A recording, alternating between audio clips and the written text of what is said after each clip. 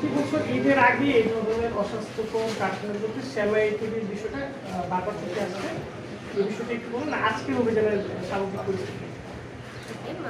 সেমাই কারখানাগুলো আমরা আছে দুটো সেমাই কারখানা অভিযান পরিচালনা করেছি। একটা হচ্ছে হামজা সেমাই আর একটা হচ্ছে মিতালি সেমাই। আর দুটোতে আমরা ওদের সকল কাগজপত্রগুলো দেখলাম। তো মূলত দুটোতে হচ্ছে তৈরি করার যে প্রসেসটা খুবই অস্বস্তিকর। আর হচ্ছে কোনো ধরনের হাইজিন মেনটেন করা বা ওখানে জিনিসপত্র রাখানোর জন্য কোনো ধরনের কোনো মেনটেন্যান্স এগুলো ছিল না। তো সেক্ষেত্রে আমরা দুটো প্রতিষ্ঠানকে জরিমানা করেছি।